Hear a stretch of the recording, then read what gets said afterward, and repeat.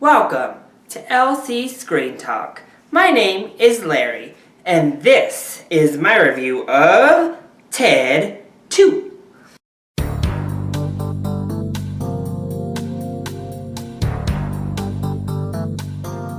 I'm not gonna lie, I never even watched Ted. Unfortunately, it just didn't seem like something that I would enjoy. And if we're judging by the sequel, my original assumption was correct. So instead of our usual movie review format, we're just gonna have a Ted 2 discussion today. And that discussion begins with the creator and director and writer himself, Seth MacFarlane. I am not particularly a fan of MacFarlane's brand of humor. I don't like Family Guy. As I said, I didn't watch Ted, and I really didn't like A Million Ways to Die in the West. His humor really is a sporadic mess of pseudo-intelligent views on popular culture, media, and politics. And it has just never done it for me. And the way I viewed Ted 2 as a film really is a reflection on how I have kind of viewed everything MacFarlane has done, minus A Million Ways to Die in the West, which I still didn't like, but didn't have the MacFarlane stamp on it.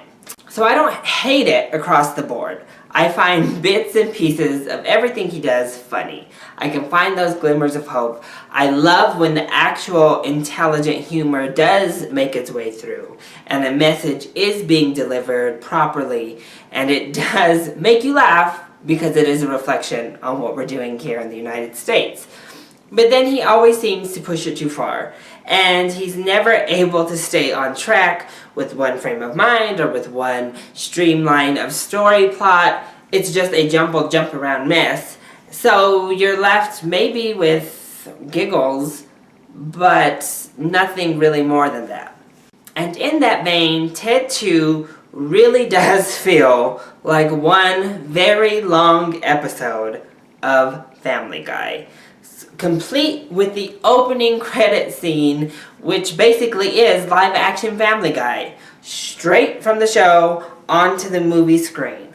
I think in MacFarlane's head, this would be some fun meta humor, but it played out way too long for one. But it just wasn't funny, and I think it fell completely flat as a joke and as a device. And throughout, we get funny bits. We get bits about CNN and Fox News that are hilarious. There's one, most of the pop culture references, whether referenced directly by the characters or referenced by the directing and the filmmaking with music or with imagery that relate to pop culture, all of those were really funny and they got the biggest laughs, and I appreciated most all of those. However, I didn't appreciate the ADD style of directing. The fact that it is just like Family Guy, where we say, oh, I remember this, and then we flash back to mini segment of this. And we have a lot of little mini segments throughout that interrupt the storyline and are meant to literally just be a punchline in the middle of the film. And it happens time and time and time again, where you're like, wow, this could totally be cut out and we could tell the story just fine. Or scenes are extended overly long so that we get a punchline in there. And I don't find that style of comedy particularly effective. I know I'm probably in the minority here because Ted made a ton of money. Family Guy is a huge hit. But it just is so sporadic and so tongue-in-cheek that I'm not personally a fan, and I can't get on board with that. Also, it's just too abrasive for my personal taste. It's too offensive. It again seems slightly homophobic. We did have two gay characters in this film that are not stereotypes, which was a nice change. Unfortunately, they were just downright terrible people. And what he has these two gay characters do at Comic-Con, which could have been really funny and poked fun at something that everybody can have a laugh on, it then turns into a bully culture, mean-spirited comedy gag. And I felt uncomfortable watching it. It was really promoting a mean-spirited bully culture toward a fan base that often does get poked fun at already. This was one of the instances where the movie was laughing at you as a group of people instead of everybody being able to laugh, including those that are being made fun of. And then there's an actual direct gay joke in here that relates Ted's strife for civil rights to the LGBT civil rights movement of right now that is poignant until it's pushed too far. And, he's saying, oh, I'm doing this for the fags. Oh, I mean, for the homos. It's another instance where the movie is laughing at you and using you as a gag rail instead of everybody being able to laugh in here. It doesn't feel genuine. It doesn't feel like it's coming from a good place. Thus, it makes the people who are being poked fun of feel uncomfortable. And that is kind of my problem, all in all, with McFarlane's brand of humor. It's too crass, it's too abrasive, and I don't know that it knows how to make fun of being PC without being offensive to people. And I know that sounds like an oxymoron because obviously if you're making fun of being PC, inherently you're being kind of offensive. But there's a way to do it where it's funny and people laugh instead of kind of cringe.